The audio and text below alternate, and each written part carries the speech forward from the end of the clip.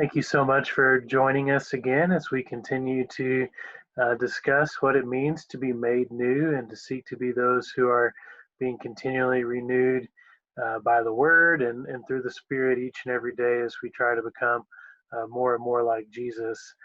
Jesus himself is described as a servant and provides for us a model for how we should serve God. In Matthew chapter 12, we see several quotations from the prophet Isaiah that describe Jesus as God's chosen servant. And the text begins here in verse 18 by describing Jesus by saying, "Here is my servant whom I have chosen, the one I love and whom I delight. I will put my spirit on him and he will proclaim justice to the nations." And I think that tells us a lot about what we're supposed to do, how our service is supposed to stem from the fact that God delights in us and the fact that he's the one that's empowering us to serve.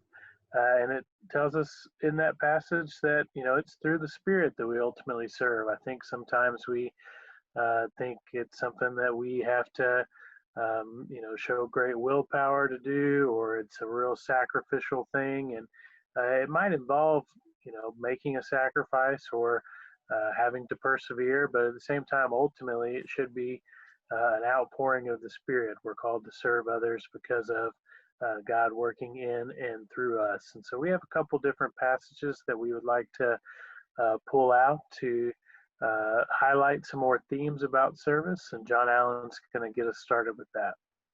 So guys, I'll be reading Philippians 2:3. It says, "Do nothing out of selfish ambition or vain conceit, rather in humility, value others above yourself."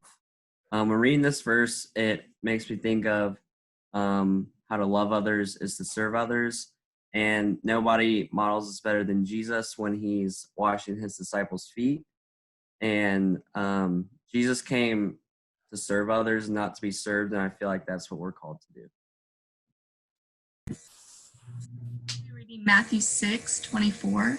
"No one can serve two masters, for either he will hate one and love the other, or he will be devoted to one and despise the other. You cannot serve God and money."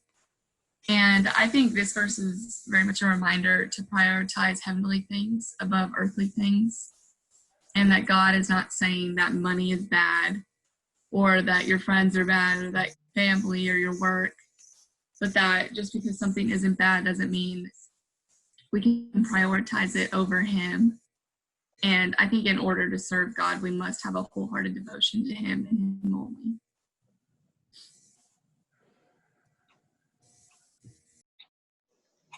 In Matthew 23, verse 11, it reads, "The greatest among you will be your servant."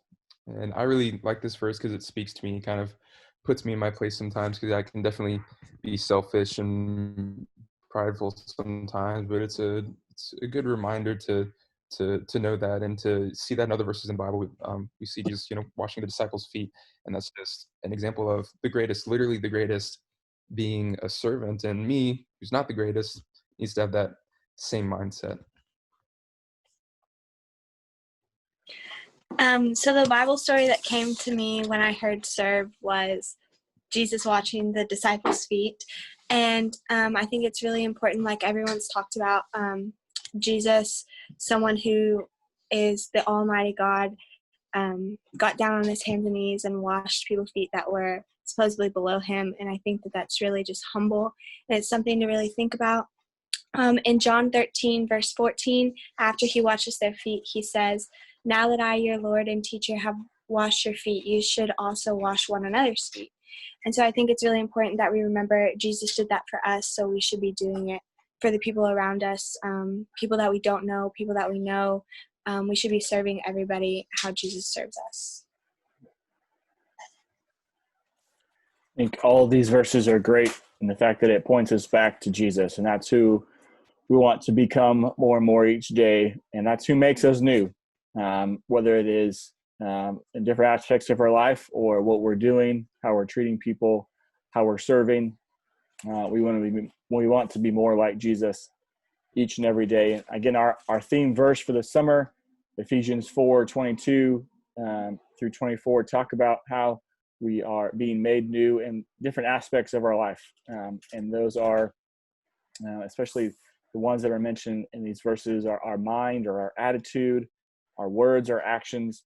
Those are all aspects of our life, all things that we can put back in control of not being so selfish and being more mindful of other people.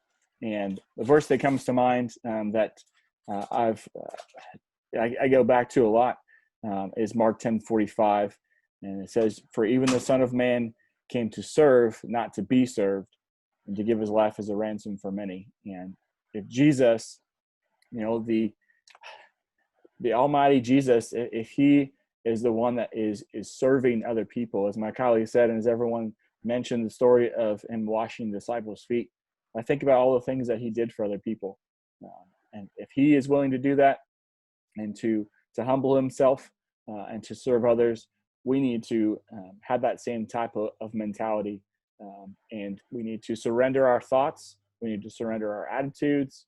We need to allow Jesus to make us into someone new and being more mindful of serving other people. And when we are being made new to serve others, and whatever area that looks like, whether that is putting him first or putting others first, we want to be more like Jesus each and every day. And so we're going to be intentional about it. We're going to also be taking advantage of the opportunities to serve, because that's the life that Jesus calls us to live. I hope you have a great week, and we'll talk to you soon.